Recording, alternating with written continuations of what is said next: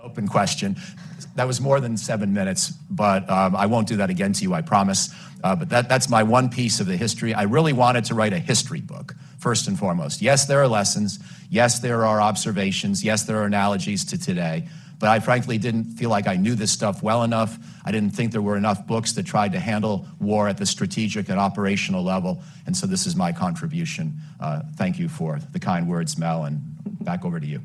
Hey, Mike, it's your book launch. You can have all the minutes that you want. That's how this works. But thank you for that. I have to say, as someone who can barely remember what she ate for breakfast on a given day, your detailed memory, your clarity never fails to impress me. I want to ask Stan, actually, to come in and similarly just sort of reflect on your experience of reading the book and how it fits with your set of experiences, your knowledge base, and certainly the characteristics of your career that Mike mentioned earlier. Thanks, Melanie. And he mentioned most generals are bums, and here I am. I'm here because of Mike.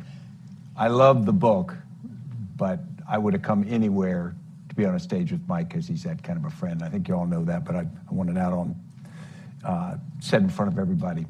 Mike's done something amazing in this book because I get tired of some of these books because they go into so much history. Very few people could break the Civil War down into 7 campaigns like you just did. Very few military people could. And I'll give you a sense why, or why I think. As you know, when General McClellan took his army around and landed on the peninsula, he landed at Fort Monroe. And that's an old 1824 fort that's still there. And in 1977, I was inside the moat of that fort, and I walked out of one house, and I walked next door to the chapel, and I married a young girl. I was a young paratroop lieutenant, and I married a colonel's daughter, and we've been married 46 years. And so you think strategy. My strategy was to have a great marriage. Well, think about it. If any of you are married or in a relationship, and every once in a while you disagree, in the moment you think it's very important to win that disagreement. In the long sense, it's more important to understand what it is the strategy you're trying to do is. What are you trying to get out of this? And I say this because when Mike mentioned things like the focus of on to Richmond, we'll capture Richmond, war starts with strategists saying, okay, we'll do this. But once you get up close to the enemy, you get fixated on tactics. It's like a magnet that even pulls generals down to it. And you suddenly start to see individual trees and not the forest. My argument would be that capturing Richmond wouldn't have ended the Civil War if they didn't destroy Lee's army in that process. If he'd just given them Richmond, because it had been the capital of the South had been Montgomery, Alabama, until a few months before, it didn't geographically matter. And so the reality is, it's very easy to start to focus on tactics and lower level things because they, in the moment, seem more important. And yet the discipline required in an organization to step back and understand, in the case of the Civil War, what's the Anaconda strategy about?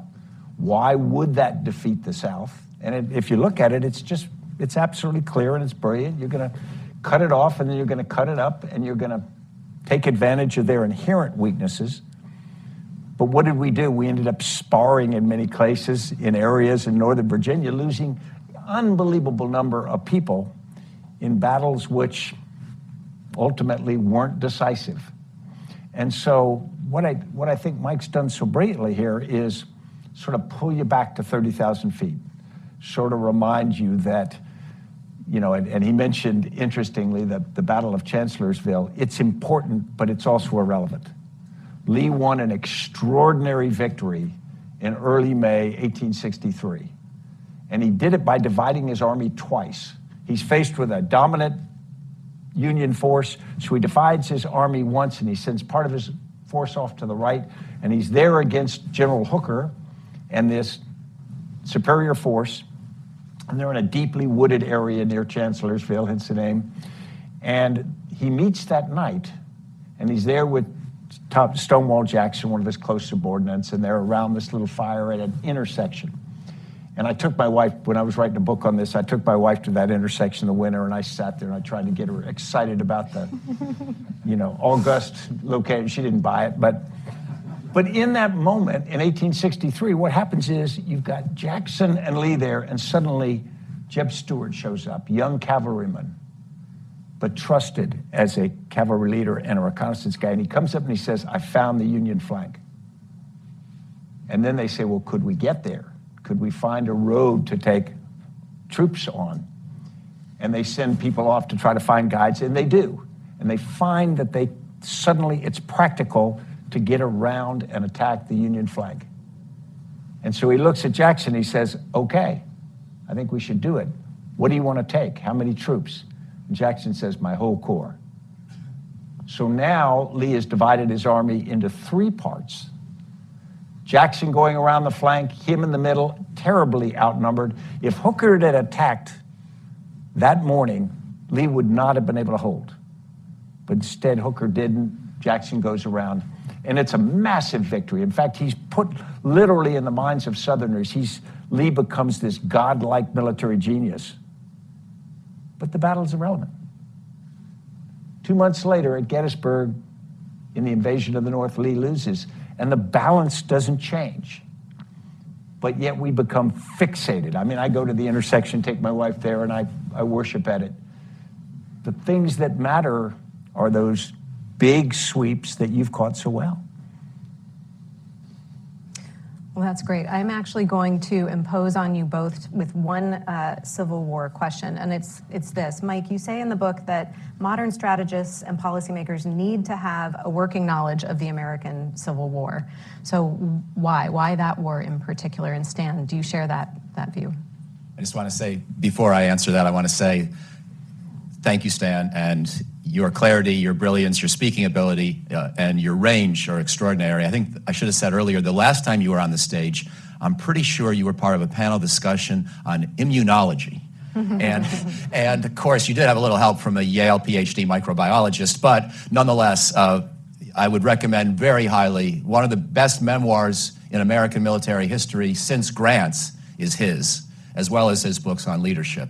And you just saw the kind of, personal stories that can come out of his books that he uses to illustrate these concepts of leadership. So why is the Civil War important? I think part of it is at the human level of inspiration. And of course, there are just so many amazing lines. I mean, there's the Shiloh Battle of April 1862, where Grant is on his way to Vicksburg, and they have a really, really bad day with Confederate forces ambushing them on the first day, horrible weather, pouring rainstorm, and Grant is asked by his colleague, pretty bad day today, huh, General? And Grant's like, yep, but lick him tomorrow. And the Union forces did regain momentum. And then there are all sorts of things, somebody asked President Lincoln if he thought that God was on the Union side, and Lincoln said, well, I hope so, but what I really need is Kentucky. So God would be nice. Kentucky is essential. And, and then, of course, there are all the stories about Grant's drinking and Lincoln saying, well, could you find out what kind of whiskey he drinks so I could give it to all my other generals too? But Grant did have a flaw, which was actually his love of horseback riding. And after Vicksburg was liberated, he actually went out racing, and he got knocked off his horse and was unconscious and in a hospital for weeks. At the same time that, President Lincoln and Secretary of War Stanton and others are realizing they need this guy, he's off basically getting himself killed in a sports activity. But luckily he did recover, comes back through Chattanooga. That's a great story we won't get into. But so some of it's the inspiration of how people under duress have performed before and how that can. I remember our friend General Petraeus during the surge in Iraq would quote that Grant line from Shiloh to give himself inspiration. That's part of it. Another part is just some of the lessons we'll come to later in the conversation about the nature of war and the unpredictability. And the Civil War is such a mass-scale conflict, industrial scale, all of society. And really almost nobody thought it was going to be more than a walk in the park. A couple of battles of Manassas, July 1861, a battle that was scheduled so people could picnic at it, essentially. And then, some of the great Civil War historians, Bruce Catton and others, James McPherson, the way they write about the mood of the soldiers as they went off to these early fights. And they were rushing to get into the ranks of the armies because they didn't want to miss out on all the fun, which they thought would be over pretty soon. So there's just not that most of us today think war is fun, but there still is a temptation to think war might be fast and quick based on the latest technology, the new tactics, the inherent martial superiority of one's own culture. Obviously, Putin felt this way towards Ukraine, but we were even guilty of it many times in history. And I don't want to speak too badly of the late Donald Rumsfeld, because I actually admire a lot of his thinking, but his war plan for Iraq in 2003 assumed a rapid win and then no particular difficulty in stabilizing the country after. And so we are potentially vulnerable to this as well. And so that's one other reason to study history, is to remember so often people have convinced themselves for one reason or another this war was going to be easy. And we got to always pause 2 and 3 and 4 and 5 times before we ever think that our war plan is likely to produce a rapid, conclusive victory. There are other reasons too, but I would start with those two. And Stan, you should... I'd like to build on that, because I think the point that wars aren't going to be easy, you start with a calculus of who's got more military power, economic power, and whatnot, and then you've also factor in who's right and who's wrong. And you say, well, if we've got more stuff and we're right, they're going to, at some point, see the light. In 2017, after 40 years of hanging a picture of Robert E. Lee in my home, a picture my wife had given me when I was a second lieutenant, after the Charlottesville incident, I took it down and I threw it away, threw it in the trash. And I had gone to Washington Lee High School in Arlington, Virginia. I lived in Lee Barracks at West Point. I had venerated General Lee through my life, but I had separated him as a military leader from the fact, and as a commander, he is the single commander in all of history that's killed the most American soldiers. Not under his command, but against him, United States soldiers. So no other general has killed as many American soldiers as Robert E. Lee. And so we're in an era right now, and I'm part of that, where we know that Lee and his connection with slavery and that cause was wrong. But let's step back and be really honest. My family's from Chattanooga. And if we were back in that era and I lived in Chattanooga, I'd have probably fought for the South. Statistically, I certainly would have. And so my point is, Robert E. Lee led forces. If you were an infantryman in Robert E. Lee's Army of Northern Virginia, you had a 71% probability of being killed or wounded. That's astronomical. And yet, not only did his popularity with his troops continue through the war, it continued after the war. And Southern commitment of the force to the fight really didn't waver. There was a lot of desertions near the end when they just thought there was no way to get it done. I bring this around to say, because what Mike talks about is wars, the side that one side thinks is wrong doesn't think they're wrong. And it doesn't make them irrational. It doesn't make them evil people. It means that their life's journey took them to a point where they have a different perspective. We had suicide bombers in Iraq and Afghanistan that would come, and out the most difficult Al-Qaeda that we fought. And people used to ask me, boy, your commandos are great and those people are evil. I said, no, it's not like that. It's not a spectrum with good on one end and bad on the other. It's a curve. And up near the top of that, the best people in my command were very similar to the best people in the terrorist force. They were committed, they were loyal, they just had a different perspective based upon their life journey. And so when we talk about a war and you say that we will win because we are morally right or we are materially advantaged, you've got to assume that the other side may not see it that way, and they may be willing to give it all, the ultimate sacrifice. And that's what makes wars, in my mind. First, they start for these logical policy reasons, and then they continue to burn for very personal, visceral emotions that carry the conflict on. Stan, I'm really glad that you brought up so much of the human element that goes into war, and in particular how all of these features of our humanity, our upbringing, our experiences, our family, the way we read history can form into conscious or unconscious biases about how we approach problems and how we approach strategies. And Mike has written this book of history, I think in part to help us to be good thinkers at the strategic level. And so I'm going to, again, sort of take a quick line from your book, Mike, and then ask a question after, which is that leading up to World War I, you described the strategic community, the leadership, the thinkers then, as generally mediocre in intellect. And so I want to ask, and I'm asking for a friend, of course, but how do strategists today not become mediocre in intellect? How do we use these histories to avoid the impulses, the emotions, the bias, or not avoid, but to be able to manage them meaningfully, to still be able to design effective strategy?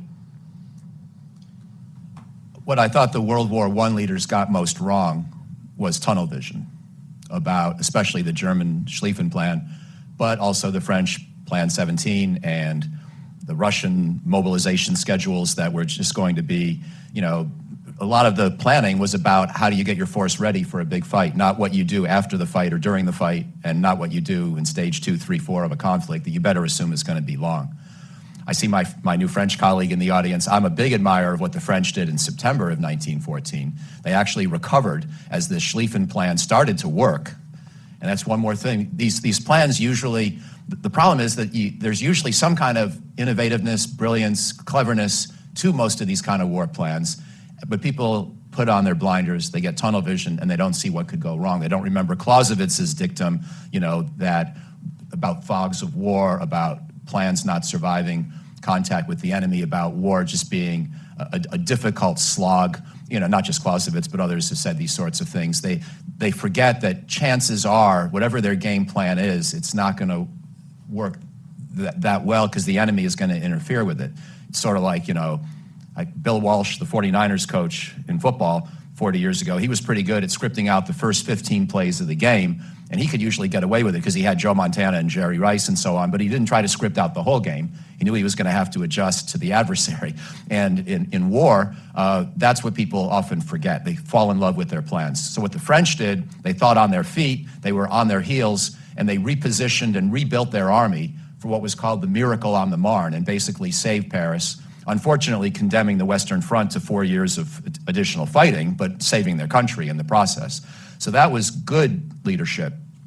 But both Germany and France and Russia, and certainly Austria-Hungary, had this belief that if you just got the train schedules well organized and figured out which soldiers you were going to put on which trains to get them to the battlefield, that would sort of solve your problem of war planning. So they got way too myopic. That was that, plus they didn't pay attention to recent history, starting with our Civil War and just how deadly it had become, modern warfare with the weapons that were available. And of course, in the intervening 50 years, artillery became longer range and more powerful. So, and you didn't yet have very good tanks or other armored vehicles. So it should have occurred to them just how horribly sanguinary this kind of conflict could be. And they seemed to be so nationalistic, so bent on defending their pride, sort of Putin-esque in a way, that they understated or ignored these verities about modern combat, just didn't care enough. Mm-hmm. So, Stan, there are these intellectual level sort of readings of history, being aware, processing them properly. What about team composition? So I will confess I'm 50% of the population and 20% of people in the strategic community usually, and reading histories, that percentage is low to none. And so when you think about how to not have intellectual mediocrity in strategic leadership teams, what kind of characteristics and features of the people that you work with do you look for? Yeah, and we struggle with this in the United States. We struggle with it in the military because most military are raised to be technicians.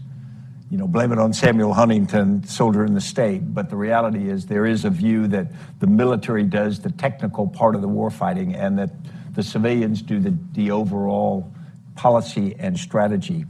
If we truncate those, to me, it's dangerous, and I think we do a bit of that. We have a system where senior civilian leaders will come up with general ideas, and then they will pass it to the military, and then there's this attitude on the part of the military that they really don't have a seat at the table in this first part, but also there's a hesitance on the part of civilians to think that they should have a seat at the table in the execution of the strategy. And I think it needs to be like this, and this is where people like Mike O'Hanlon and others become important. When I first took over in Afghanistan in 2009, I invited over a number of really brilliant civilian thinkers, strategists and whatnot. We did this review. And we produced a good document I'm still proud of, but most important, what it did was it breathed air into our thinking. And we really need that all the time. You need a Mike O'Hanlon, you need a Melody, you need them in the room, in the process, as you are executing. Because as things change, the original part still needs to be breathed into it, the consideration of that. And so this idea that we have phases, it's a civilian phase, then a military phase, and then go back to the civilian phase in peace, those have to be much more integrated. And so I think we need to think differently. And then education-wise, I would say that military leaders, we talk about it, that we're going to train military leaders to be strategists, but that's not how you succeed in most careers. You work your way up as a very competent tactical leader. And I'm absolutely guilty of that. Where I progressed is because I got very good at the company level and the battalion level. But that doesn't win wars. I mean, that's important. And I didn't get the kind of education that, although the military spent a lot of time on it, me and my peers did not become as good a strategists as I think we needed to be. You were still pretty good. So I think some things are a lot better. I know that I'm an admirer of a lot of the military education system. We're grateful at Brookings and elsewhere. I know you spent a year at Council on Foreign Relations. Anyway, that's just a quick advertisement for the way military education, I think, has gotten better. And I've learned a lot at the strategic level from talking with you, Dave Petraeus, Joe Dunford, Jim Mattis, John Allen, others over the years. So I just wanted to put in that quick plug. But your broader admonition can probably never be said enough. Yeah. So. Well, Mike, let's move into your big three lessons from this work, because I think they each deserve some individual attention. So if you would sort of run the audience here through what your big takeaways from this were, and then we can talk about them a little bit. Thanks. And this won't be 7 minutes, I promise. But it is the final chapter in the book. This book was deliberately not a book of political science. And what I mean by that is I didn't try to create 3 propositions that I could statistically defend with a regression or come up with 3 that hadn't been thought of by anyone else before. I just, to some extent, it's like what struck me having worked through these 7 wars, the American Civil War, both world wars, Korea and Vietnam, which I treat together in a single chapter, but sequentially, and then Iraq and Afghanistan. And what I was struck by is something we've already been discussing a little bit, so I can go quickly, is that these wars almost always were initiated by at least the aggressor or the first mover, with an expectation of rapid success. And almost always the war took a lot longer and was a lot harder, bloodier than expected. Now you could say, I don't want to get too sweeping in this statement. There can be exceptions.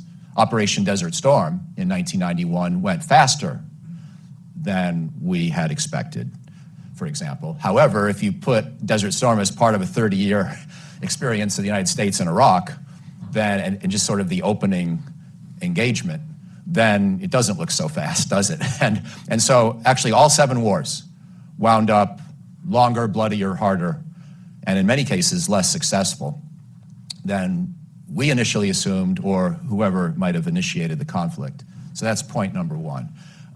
War is hell, and war is usually more hellish than you even expect when you start it. Point number 2 is that the outcomes in wars are not preordained.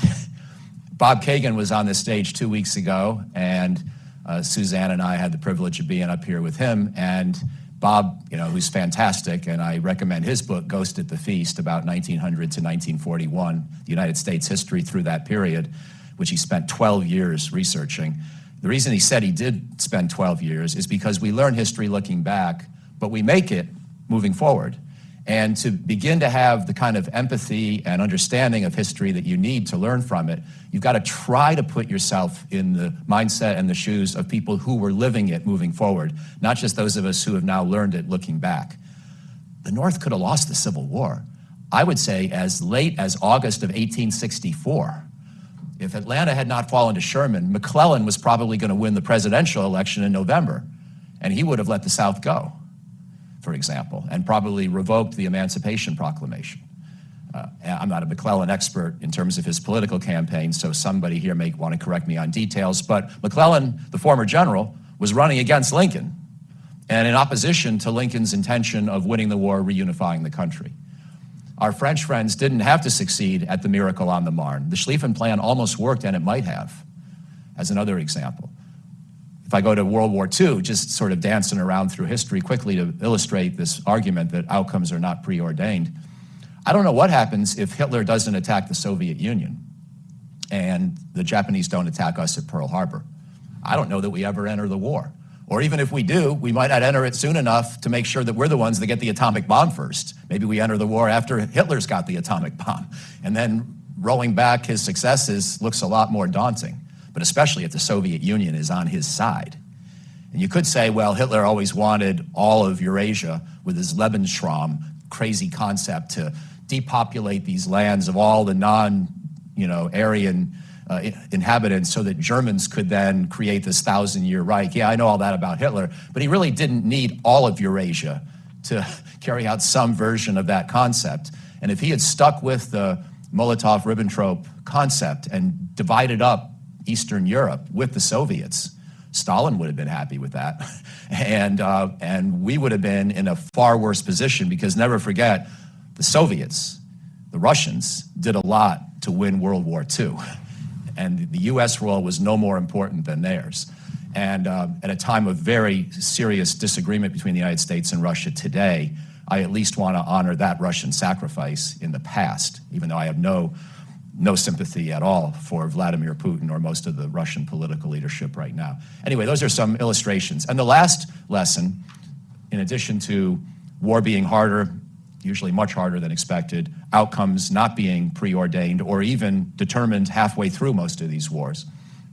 The last lesson is what an irony that the United States since 1945 has been, I think, the most successful great power in history, defined by preserving the peace, building coalitions, helping the world become more democratic and more prosperous. Yes, we're at a fraught moment, but if you look at the 78-year sweep, there's really never quite been something like this. The British in the 19th century don't compare, because they were doing it through colonialism and suppression of others. All due respect to British friends, doesn't compare to the last 78 years. However, our military record over that 78-year period is quite poor. And it's not the fault of the Stammer crystals. It's the fault of the broader political decision-making process, and maybe the military's had a role in that. And I would be fairly critical of the military in Vietnam in particular. But it's really a product of the way we've decided which wars to fight and how to fight them and how to define our goals and how long to pursue those goals. And one way to put it is if you categorize these wars the way I have and look at the big ones, it's Korea, Vietnam, Iraq, Afghanistan. Our record is 0 wins, 2 defeats, and 2 stalemates or ties, as I argue in the book anyway. No wins. We lost in Vietnam and Afghanistan. I don't think we had to lose Afghanistan, by the way. I think it was a decision to concede defeat in 2021, and I'm quite critical of that, although this book is not primarily about that argument.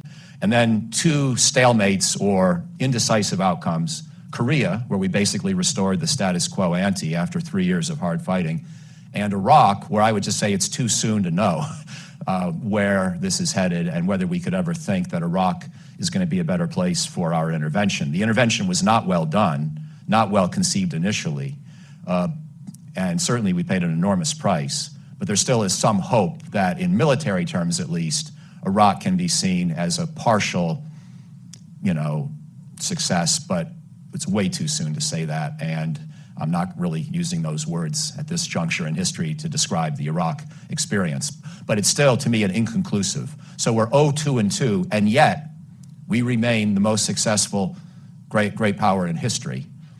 And that should tell us something about which wars we're choosing to fight, how we're fighting them, or maybe that some of the wars aren't quite as important, didn't turn out to be quite as important as we thought at the time. So those are my 3 lessons. So I think each of those is a really important lesson. And Stan, I hope you'll take up a couple of the themes of it in answering this question given to both of you, but we'll start with Stan. We've talked about outcomes not being preordained and some of the proclivities to think that victory can be had quickly and relatively easily, or another thematic element of that sort of notion is that the other side will break first, that we can simply reach their tipping point and turn the conflict that way. Are we getting better at learning these lessons over time? And as we think about where the United States sits right now in a particularly heightened geopolitical moment, are we more vulnerable to feeling threatened, or are we more vulnerable to overconfidence? Wow, that's a great question. I think that we may be getting better, but there's no data to support that yet. I think that you're exactly right. And the one thing I disagree with Mike, I think the military absolutely owns part of the failures, and everyone, to include me and to include my era, because it's a team that has to do these things, and we made as many mistakes as anybody else. But to the idea of are we figuring it out, the answer is hopefully we are, but there's no clear reason to think that we've gotten it better. My father and brother fought in Vietnam. I studied it when I was young. When I was in high school, I went to St. John's my senior year up in Northwest DC. I wrote a 174-page paper on part of French Indochina. I was fascinated by it. So I was a student of that. And yet in Afghanistan particularly, but partially in Iraq, we made almost every mistake we made in Afghanistan. Almost every one. And Dave Petraeus had written his thesis on Vietnam. So many of us in the military knew it. And yet, as you're doing it, you're like part of a slowly unfolding car wreck of which you are partly responsible. And so the answer is, I think we really struggle to learn the bigger lessons. And maybe one of the things that I loved about Mike's 3 conclusions is that there are only 3. And the beauty is, hey, if you get those 3 right, if you understand those 3, you're going to avoid a lot of other problems. Because if you really get back to those and you just say, wow, they're a lot harder than you think, they last longer, they don't come out well, but we might be okay. And then you start to decide whether we should or shouldn't, or do need to fight or not. You have a different framework. And so I would argue that if we used that framework to think, we would probably avoid many of the other challenges that we end up making. And then there are 1,000 other reasons why the way the government operates, to include the military, and interacts, that makes it more difficult. But the big ideas are right in the last chapter. You have to read the whole book, though. You just can't step ahead. So let me say 3 things. Melanie, it's a great question and a great answer by Stan. First, ever so gentle, friendly disagreement with Stan on a couple of things. You and Dave Petraeus and John Allen and others, I think, did a much better job commanding counterinsurgency operations in Iraq and Afghanistan than we had done in Vietnam. Yes, Vietnam had some good people too, General Abrams and a few others. The Marine concept of the combined action platoon, which was sort of in a way a precursor to some of what you all tried to do by protecting populations. But the care, one of the great things about your legacy and why I think you're such an outstanding military leader and a moral inspiration is the care you try to take to protect Afghan lives. And that was a distinction from the way we fought Vietnam. And so that's one area, at least, where we got a lot better, I think. Second point, an area where we haven't gotten better, the U.S. intelligence community deserves great praise for what they did in 2021 to foresee the Russian attack on Ukraine and to help Ukraine be ready for it and to help, therefore, the President Zelensky government survive. However, the U.S. intelligence community thought it was going to be a walkover once it happened. They got it wrong again, the same proclivity to think war is going to be quick. And they gave Russia too much credit, Ukraine too little. They bought into the idea that the Russian war plan would have sort of this blitzkrieg-like quality in the north and some nice airborne operations and maybe some assassination teams to take out Zelensky. And by the way, if we hadn't gotten involved, maybe those plans would have worked. But those plans were always a possibility. They should never have been a prediction. It was, in other words, that was the left parameter, the left boundary of what was possible in terms of duration and difficulty. And the right parameter was always equally plausible, and that's a long war that settles into a war of attrition. And the U.S. intelligence community needs to go back and figure out how they could buy into this idea that the war is going to be quick. We got to stop thinking that way. Do we have to prepare for that possibility? Yes. So everything we did to help Zelensky survive was great. But there were some consequences in terms of how we handled other aspects of the early weeks of that war that were misinformed by this, not just possibility that was foreseen of a quick Russian win, but this confident prediction. So that doesn't make me feel too much better, because I know a lot of people in the U.S. intelligence community, and they're smart and they're really well educated. And I had the honor of being on Dave Petraeus' CIA External Advisory Board, getting briefed by a lot of those folks, and they're great. But somehow the system, led by Bill Burns, who's one of the most inspirational and brilliant public figures I've ever met in my life, somehow the system, at least at CIA and maybe other parts of the community, seems to have made a mistake. So we got to keep going back to basics and remembering not to do that. Third point, and I know you and I talk about this a lot, Melanie, and it really worries both of us.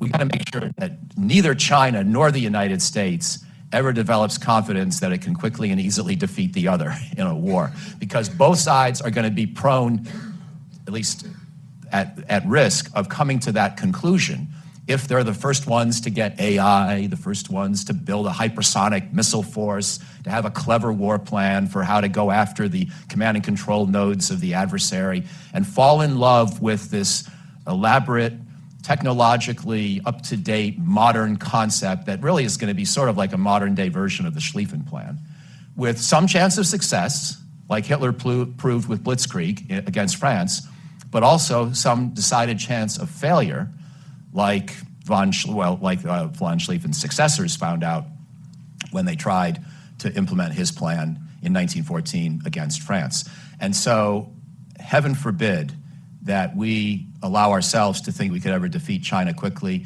and let's work very hard to make sure China can't come up with that same theory of rapid victory against us, which has a lot of implications for how we do defense planning and other things. But those would be 3 points. So I'm not sure. I'm not sure how well we've learned.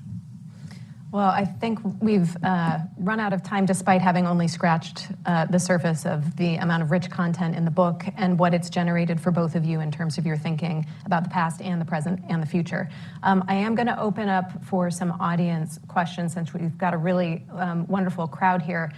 There are microphones going around. We'll call on you. I'm going to warn you in advance, you have 45 seconds to issue your question. And at the 45-second mark, I will rudely interrupt you and force the issue. So let's see, where are some hands? Let's start. There's a gentleman over here on this side with glasses. There. Oh, okay. My name is Mark Brodsky. I'm a retired physicist and engineer and CEO. We're now in a proxy war in Ukraine. What lesson should we have? We seem to be fighting it with material and advice. Are we sending the right material? Are we learning anything from past wars, from even this war, about whether tanks are useful or not, et cetera? No, please. I support the tank decision, but not because I think it's a silver bullet. I think that, and I will try to use a little bit of the book to shoehorn that into my answer, but too much of this war to me looks like World War I, pounding away with artillery and then hoping that once you've weakened the enemy over a period of days, weeks, your infantry forces or light-skinned vehicle mounted forces can then take a kilometer or two. Yes, there have been exceptions to that. For example, when the Ukrainians duped Russia into thinking they were only going to attack in the south last summer and wound up going after Kharkiv in the north, and the Russians were unprepared, and then there were big advances. But they were not enormous advances. They were big, but not enormous. And so if you're going to give Ukraine a realistic chance to win back a fraction of the 17% of its country that Russia still sits on, I think you have to do it through more than artillery and infantry. Having said that, I don't really think that a couple hundred tanks is going to allow Ukraine to win back all 17%. And so I see this as a multi-step process where Ukraine deserves a chance to try, and we might even have to have a debate about attack helicopters, in my judgment, as well.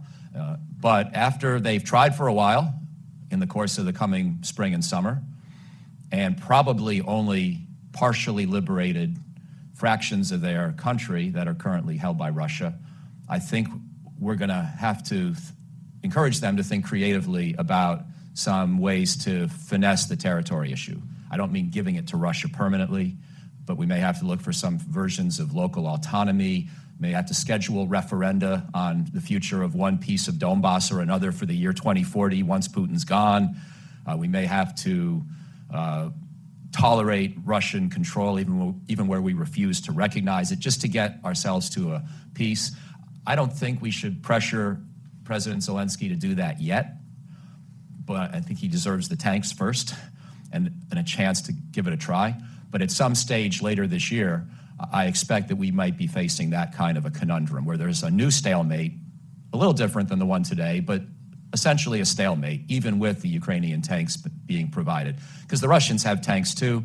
Tanks are not a silver bullet, but they do certainly help a lot with combined arms maneuver warfare, and so it was the correct decision. It also signals to President Putin that we're not losing heart and we're not weakening in our resolve to fundamentally support Ukraine and keep it sovereign and keep its government intact. So for that reason, I supported it as well. But I'd love your thoughts. You know, I do, but I'm not sure we're right. I'm not sure what outcome we think we can get in Ukraine. And so we're doing sort of the gradual escalation approach right now, which rhymes with Vietnam. You use the rheostat, you raise the pressure on the enemy till they quit. The North Vietnamese wouldn't quit. There was no point they would quit. Arguably, at least in the case of Vladimir Putin, I think there's no case when he will quit. Now, there may be a point when he's overthrown or whatever. So the danger of this approach of sort of poker where we're each raising the bets in this effort is that the other side just keeps realizing I can actually play at this higher level. It just gets up and it doesn't take us anywhere. But I'm not confident in that answer. If somebody called me in and said, what's the right answer right now? I don't have a better one. I would continue to support the Ukrainians like this because I don't have a more clever approach. All right, we'll take some more questions here. There's a gentleman all the way in the back in the middle. And let's actually do two at a time here. So hands back up. Let's see, how about here on the edge, blue shirt in the third row? So does someone have a microphone in the back yet? Yeah? Yeah. Okay, go right ahead. Hi, my name is Mike, and one of the really crucial figures in World War II was Vannevar Bush in terms of scientific revolution, in terms of the research and development that went into the military, the Manhattan Project, things along those lines. Who do you think would be a modern analog of that, if any? Okay, great. And then we'll take the second one here, please. This gentleman, thank you. You've mentioned Vietnam quite a bit, which is part of one of your chapters. What kind of lessons about Korea, other than the fact we got totally caught by surprise? You want to take one of those and I'll take the other? Sure. I'll take the easier one, the Korea one, although it's not easy. My father fought there, so I was interested in that as well. I think the big lesson on Korea is probably in the run-up to the war. We didn't anticipate war in Korea. We, in fact, made a policy pronouncement that some people would argue encouraged Kim Il-sung to make the attack of South Korea because we basically said they were not inside the perimeter of essential things for the United States. I think probably the biggest failure was understanding what the Cold War was going to be like. And so we sought this chessboard that if we could make this move here and we check them, that would work. And of course, Korea was two things. It was part of that chessboard, but it was also Korea. I mean, it was the North Koreans trying to unify their country. I didn't obviously support them doing it, but it wasn't just the communist expansion, in my view. And so we caught into extraordinary profusion of resources. And you could argue a great distraction. Of course, the counter-argument is it woke us up. The counter-argument, it got the United States to rejuvenate the military because it had been really run down and the budgets had been denuded right before that. So in some ways, the extraordinary cost in Korea ended up being worth the investment that we had to make, although more than 50,000 Americans is an awful lot. I'll just add one point on Korea, then come back to the science question. In military terms, General Ridgway deserves a lot of credit, and he's sort of an underappreciated, quiet hero of Korea, as you probably know better than I. But he helped rescue our position when we had multiple debacles through the first 10 months of the war once he took command. And he was just an old-fashioned sort of, get the basics right infantry soldier. And I bet I've heard you guys, you and Dave Petraeus and others rave about Ridgway before. I don't know if you were, Petraeus in particular has raved a lot about Ridgway, and I've admired him as I've learned more. I'm not as big a fan of General MacArthur, and MacArthur, of course, is controversial for a lot of reasons, but he's the one that essentially took our forces north of the 38th parallel after the brilliant Incheon landing, which he deserves credit for, but he left our forces sort of straggled through North Korea, and I feel that even more than the decision to cross the 38th, because a lot of people share responsibility for that, Secretary of Defense Marshall, President Truman, they didn't stop MacArthur when he decided to go north, or even when he aspired to get to the Yalu River with the border with China. But MacArthur left his forces in unprepared and indefensible positions, and he was so overconfident that we had turned the tide of war that he really underestimated the enemy. So that, to me, is an interesting lesson of Korea. And then on whether we have a Bush-like figure in today, I think I'll use your question just to give a shout-out to the amazing research and development, technology innovation facilities we have throughout this country in general, but certainly within the Department of Energy and Department of Defense. And I've been fortunate enough to go to Johns Hopkins University Applied Physics Laboratory, Los Alamos, Livermore, Sandia. They're just such jewels of technology, and they benefit us in ways even beyond the military. So we've institutionalized the kind of genius that we might have looked to individuals for in somewhat earlier periods. And it doesn't mean that, there still is an importance for who's the next genius with the really big idea. But we are constantly inventing really amazing stuff. The danger is we'll believe that gives us a silver bullet in a future war. If the wrong military or civilian leader who doesn't appreciate, the histories, the lessons of history and the vulnerabilities of technology gets too excited, then because we're spending well over $100 billion a year on research, development, test, and evaluation, always coming up with new nifty stuff, we have to remember, and the Chinese for their part have to remember, that new technologies usually help you do one or two really clever things early in a conflict, but the enemy often adapts, and so don't overestimate your advantage just because you've invented something cool. And I'm actually going to take the liberty of responding to the Vannevar Bush question, too. I don't think there is one today. I know there's a lot of people that aren't a Bush-like figure today, but I don't know that there is one that is. But I think the good news about that is that there are indicators of a general interest in and understanding and pushing energies in a direction for funding of science and technology generally, nationally, as Mike notes, that I think are really heartening. It's not just DOE and DOD, though.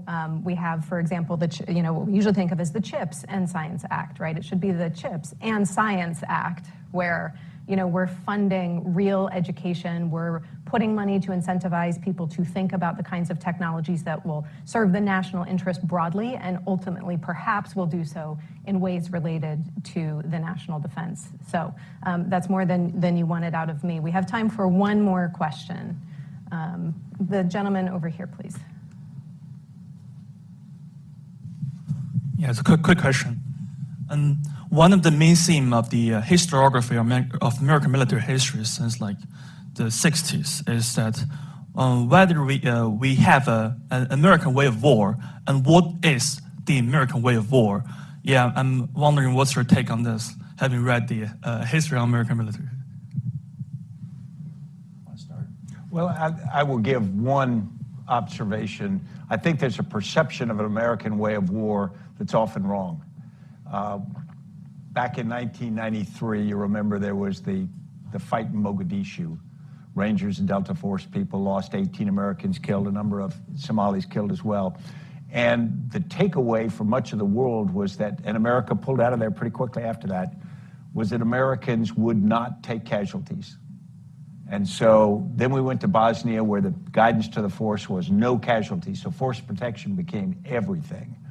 And so our opponents went to school on that, and they said Americans will not bleed. Well, they were wrong about that. We got into Iraq and Afghanistan.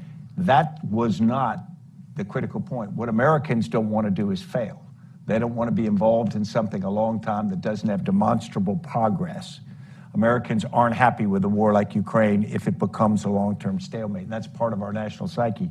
So the American way of war, sort of personified by that first Gulf War, the 100 hours, and we thought we'd solved all of our problems, is something that is a potential vulnerability for the United States, both in our own, to the point that, or to the extent that's real, but also to the extent that other people can make that kind of assumption about us, which may cause them to make incorrect assumptions and lead us into a fight that, like the Japanese at the beginning of the Second World War, thought that they might get America if they punched hard enough to get us to step back. And it's those miscalculations that raise risks.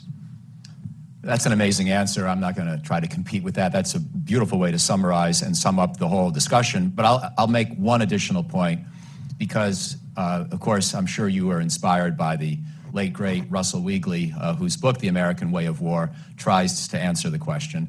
And that's, in some ways, a book that inspired me with this one, because he did try to take a broad sweep through history. And for a while, I thought maybe I didn't need to try to write my book because he had already written his. And there are a couple other books that are sort of surveys of warfare over the years. But this is an advertisement, by the way, so I'm going to finish with an advertisement. What I tried to do that I wasn't sure that they had done, well, first of all, I tried to bring it up to 2022, so there is the Iraq-Afghanistan chapter. And I tried to write it for the Modern Strategist because I didn't know that Russia would invade Ukraine when I began the book, but I knew it by the time I finished, so I could weave that into my discussion. But also I wanted to give a tight and fairly complete chronology of each of the wars at the campaign level, to the extent that paradigm or framework would allow me to describe much of what had happened. Because a lot of the other surveys, like by B.H. Liddell Hart, the British historian, and Weigley himself, they use a lot of history. They probably knew history, frankly, better than I do, but they didn't really have these sort of tight chronologies that tried to, in a sense, be a primer.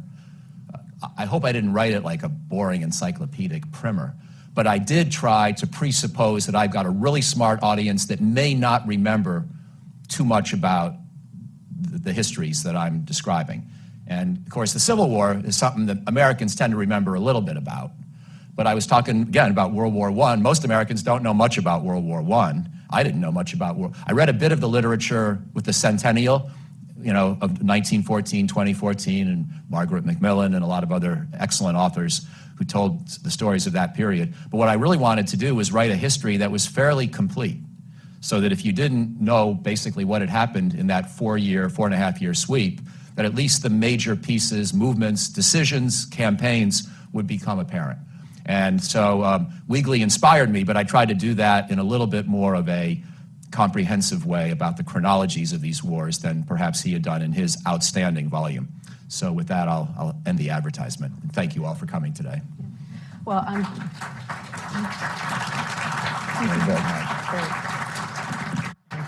Well, on behalf of the whole institution and foreign policy, Stan, thank you so much for joining today. It was really wonderful to have you. Mike, all congratulations on a really excellent book. For the audience, great job asking the questions in timeline. I'm both pleased and a little disappointed that I didn't get to interrupt anybody. Don't forget that the books are out in the front so that you can continue your learning adventure. And please join us back here at the Brookings Institution again sometime soon. Thanks very much.